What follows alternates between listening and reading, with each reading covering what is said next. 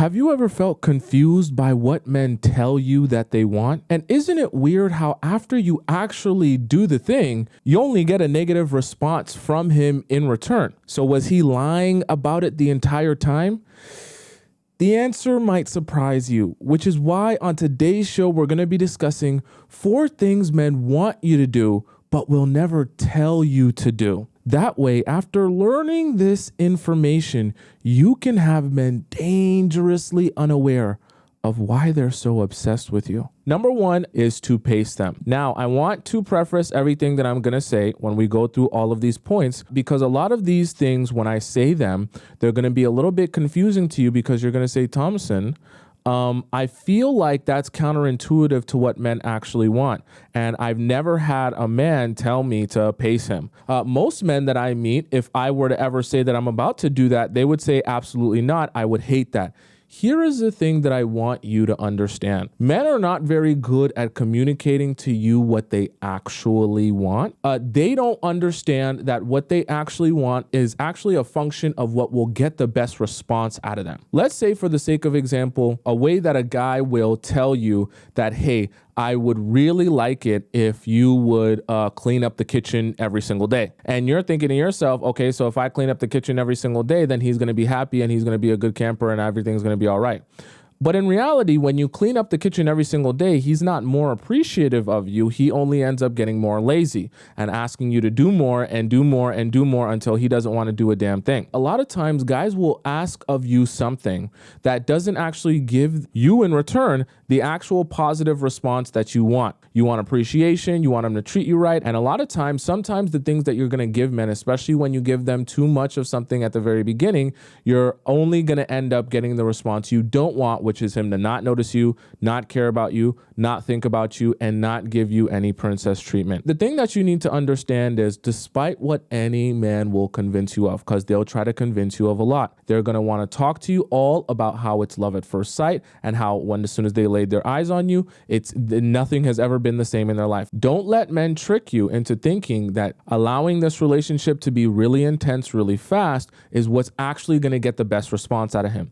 No, that's what's going to make him the happiest in the moment because he's getting what he wants without a lot of work. What I'm specifically talking about is pacing the relationship and allowing yourself the space and the time to get to know him under all these different circumstances, learn him better, understand the way he thinks, understand the way he operates in all of these different situations, other than just when you guys are out on a Saturday night sitting down and eating fettuccine Alfredo. Because the one mistake that you can make, and it will always be a mistake, is to rush things and end up jumping into a relationship with someone that you don't really know. You need to be making sure that you do not make the mistake of allowing him to jump the gun because he has convinced you that this relationship is so intense and so amazing and so strong and so heavy at the very beginning before you guys have even actually gotten into anything. There are also men who are willing to wait, but if you don't make them wait, they would gladly take the opportunity to sleep with you. That doesn't make them bad people because they would sleep with you if you gave them the opportunity.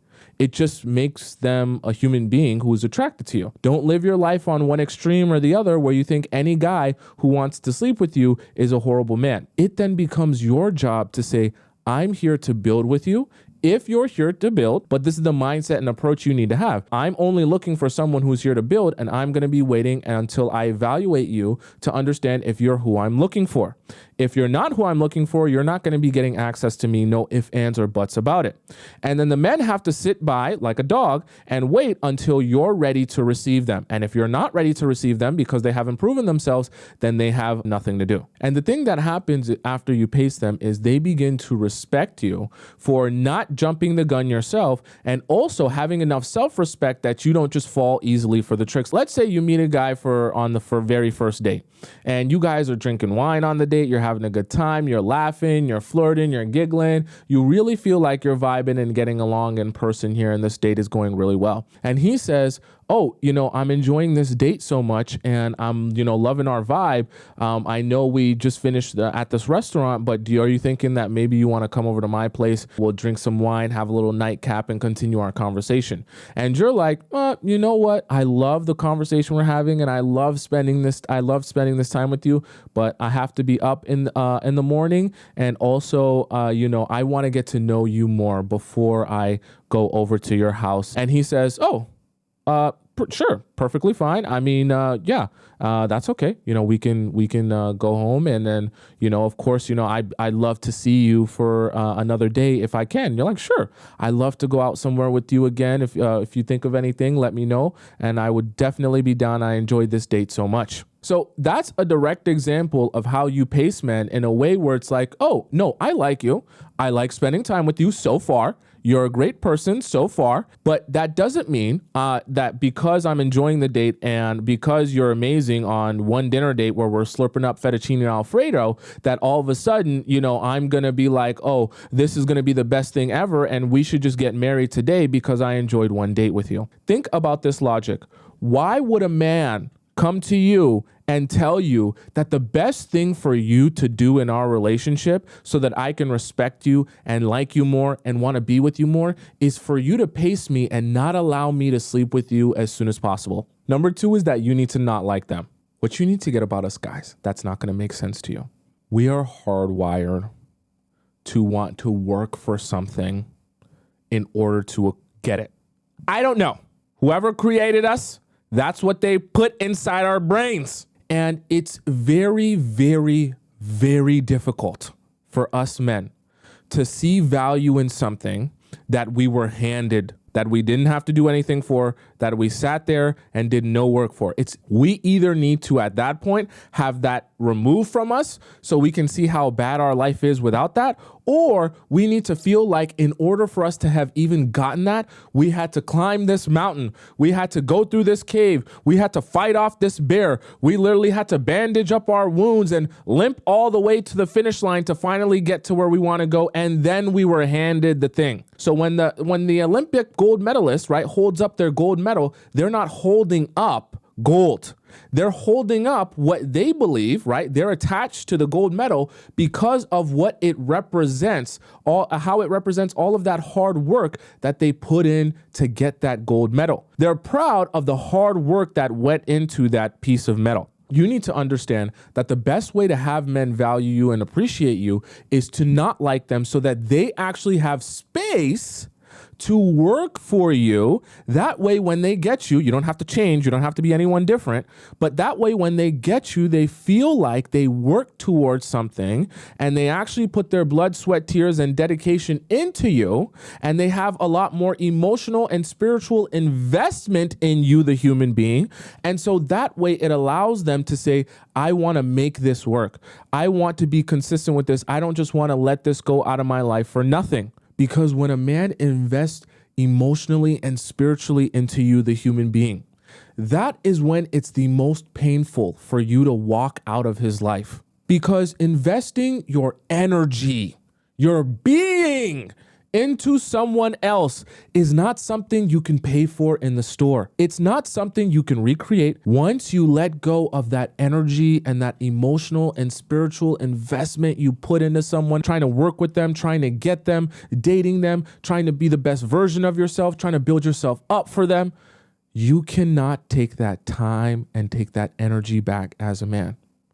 So that is by far the most valuable way to get a man truthfully invested in you. The reason that I say you do not want to like them is because you need to allow them space so that they can like you and pursue you. So let me give you an example of what I mean. See, one of the things that men are going to do when you start dating them, they might say something to you like this: hey, you never ask me out on dates.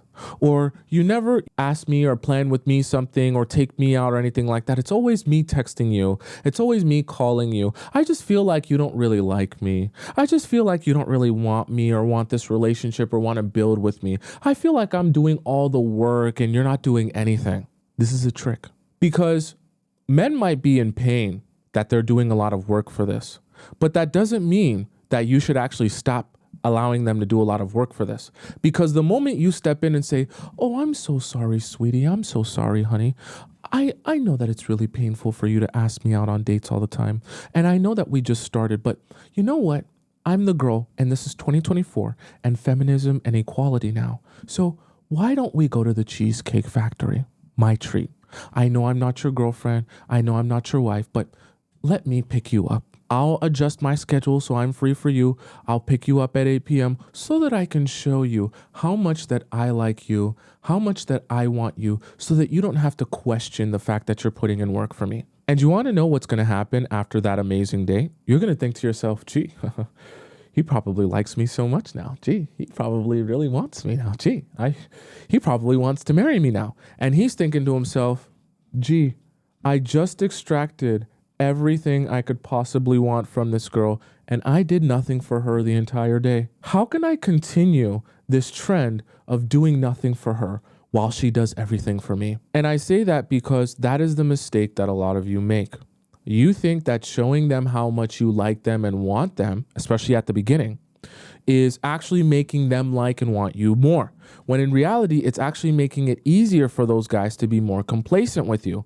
All you need to be doing, and this is the strategic version of this and what the men actually want you to do. They want you to make them feel like you kind of don't like them. And in fact, the only reason you continue to like them or even entertain them is because they put their best foot forward.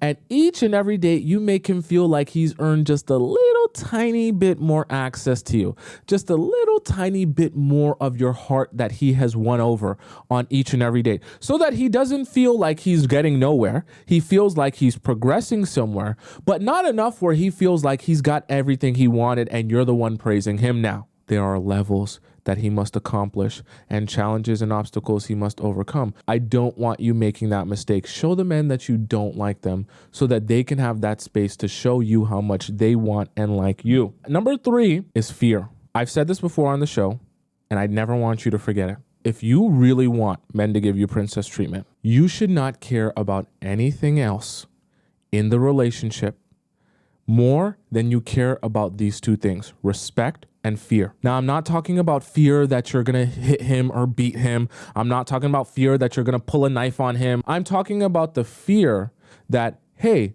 while my partner loves me and cares about me and cares about this relationship, if I were to act up, act crazy, start being disrespectful, start cheating, start going out of my way doing stuff that I know I shouldn't be doing, and I get caught doing that stuff, she will walk away from me and I will lose access to her forever because she has self-respect. That's a good kind of fear. It's the fear that, hey, I actually have to live up to expectations. And if I choose to do whatever it is I want, my partner is not just going to stand by idly, not say anything, and allow me to continue doing whatever it is I want and walking all over her. That is good fear, because it's just enough of a fire underneath his butt that he continues feeling motivated to make good decisions. Let's say, for the sake of argument, you and a guy are dating, and this guy, his best guy friend, is celebrating a birthday at the club. Him and all the other guys, they want to go out, they want to have fun, enjoy themselves. It's not a crime going to the club and celebrating a birthday. And they're dancing up a storm. They got girls twerking on the single guys, other girls twerking on other guys. Everyone's having fun and enjoying themselves. Meanwhile, you're at home. And towards the end of the night, a girl approaches him that's been, friends with the group of friends that have been around the group and stuff like that and talking to everyone. And she's like, oh, we're going to have an after party, and, I would love for you to come over. And if you wanted to stay the night, you can stay the night and all that good stuff. And, I just think you're kind of cute and blah, blah, blah, blah, whatever she might say to him. He might think to himself, gee, my boys are single. These girls are single. We're all having fun. It's a lit time.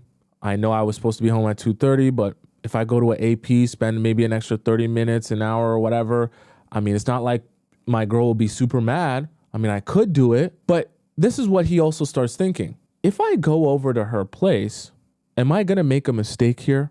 If I go over to her place and I end up cheating and I get an STI and my girl finds out that I'm cheating because I have an STI and I give it to her, what's going to happen to our relationship? What's going to happen to me?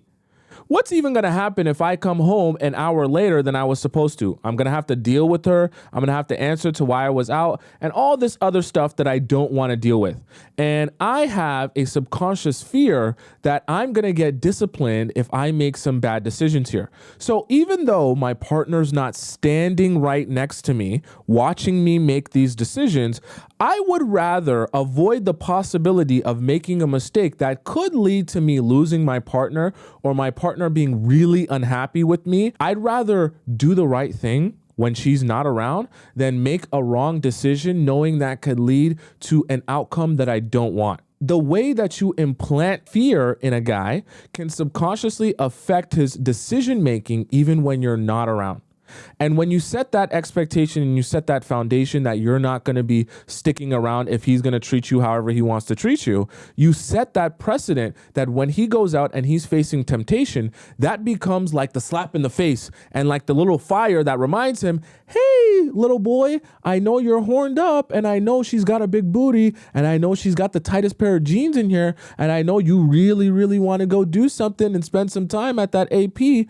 But think about what you're risking by doing that. Guys, enjoy yourselves, boys. I love you. Get home safe. I got to go back to my girl. Oh, you're no fun, bro. Come on, AP. Yeah, I'm sorry. Yeah, Yeah, wifey, she's not going for that. Yeah, no, she's not going for that. I got to go home. And that's what guys end up understanding. They understand that they have a subconscious fear that, hey, I can't just do whatever I want. This isn't a free for all. I'm in a relationship because there are boundaries, standards, and expectations that I have to live up to every day. And if I'm not prepared, then I might as well be single because I ain't gonna have her. This is what men secretly want from you. They're just not gonna tell you, I wanna fear the fact that you would leave me if I were to treat you badly, right? They're not gonna say that to you. But in reality, when you give them that fear and you allow it to be a motivator for them to continue doing the right thing, it actually allows them to be motivated internally to do the right thing when it comes time to make decisions. Because it's a lot easier to make bad decisions when you have nobody to be accountable to. I'm not telling you to be someone's mother. Okay, that's not what I'm saying. I'm not even telling you that you should be on a guy's phone asking him every second, are you doing the right thing? Are you making the right decision? Are you not allowing girls to dance on you? Are you going to an AP? Are you drinking with the boys? Where are you right now? Send me your location right now. That is not what I'm telling you to do, is show men from the very beginning that you have standards, that the men in your life who mistreat you or don't give you the princess treatment that you expect in a relationship do not get any access to you. You let him know what the boundaries, standards, and expectations are, and if he crosses those things, he faces those consequences. You don't re-explain yourself. You don't chase after him. You don't become his mother. You don't text him every 20 seconds to make sure he's doing the right thing. You just let it be known what you expect, and if he doesn't live up to those things, he doesn't get access to you. A great way that I tell you guys to instill in a guy fear, especially from the very beginning, is to use stories. You use stories of the graveyard that exists of the men that once thought they could disrespect you, abuse you, use you, or take advantage of you, and what ended up happening to them after they thought they could play with you. And when you're telling those stories, he's just thinking that you're saying it in a way where you're just telling him your experience. But how he's actually receiving it is, oh, if I do that same thing, I'm going to end up in the same place as those men. Maybe I shouldn't be bringing the same type of BS that those men bring, because if I do, I'll end up in the same place as those men. If you tell someone a boundary or explain it to them and make it clear to them and they continue to cross it, you just cut them off. You don't wait for people to take you on a hamster wheel of going through the same mistake over and over again, and you just forgive them over and over again, hoping that it'll eventually change. You have to come to a point where you say, it's time for me to cut you off because clearly you haven't learned anything. Number 4 is to treat them like a dog. I know this sounds really stupid. What I mean is you need to understand that there is something really powerful about subconscious reinforcement and a feedback loop. I know that it's probably very easy for you to be upset about something a guy does, be sad about it, and complain about it, and be angry about it, and show him your sadness and cry. However, what's not as obvious, and a lot of times what you're not going to be doing in your relationships, which you need to be doing in your relationships, you need to make sure that when he does do the things that you want, that you give him this really positive feedback loop, because you need to make it almost over the top when you see him do what you want and you show him appreciation the same way you would appreciate a puppy that you're really happy with. Let's just say, for the sake of argument, you really like when a guy buys you flowers. And you enjoy that when a guy buys you flowers, it makes you feel good. It makes you feel like a princess, and you just love that, and you appreciate that a lot. What you forget to do a lot of times is, when you really want a guy that buys you flowers, he gets you flowers, and you're sitting there with the flowers like, "Oh, thank you. That's so sweet."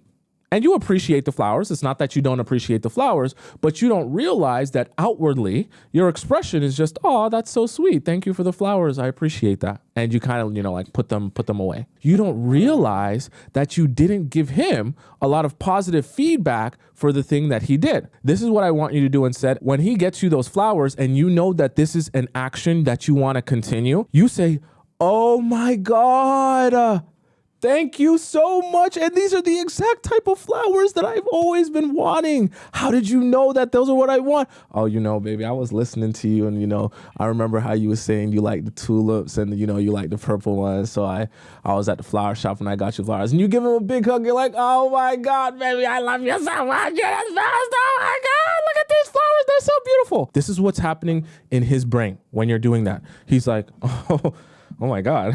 You're like, "They're just flowers, but look how happy she is." Bro, you are the best boyfriend ever, bro. Like, how is she gonna live without you? You're literally the man. Like, look how happy she is.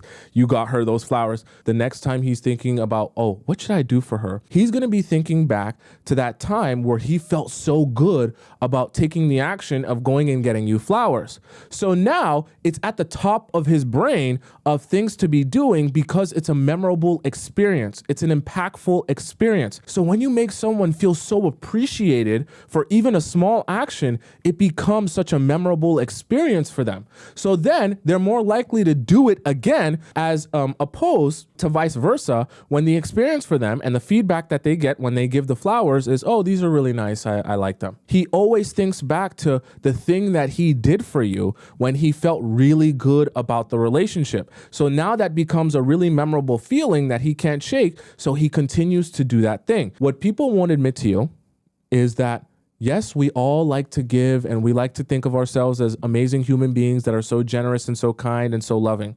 But the reality of it is, even when you do something for someone out of the kindness of your heart, it actually does something for you when you give to someone and they seem so appreciative of what you just did. You have to realize that that does something for you, and that does something to you. Even though you're not asking for that or necessarily seeking that, it's always going to do something to you. When men do something for you, even though it might be small, and even though you might be thinking, "Why should I go out of my way to make him feel extra appreciative just for doing something that he's supposed to do?" You have to understand that when you allow him to receive that appreciation from you, that does something for him.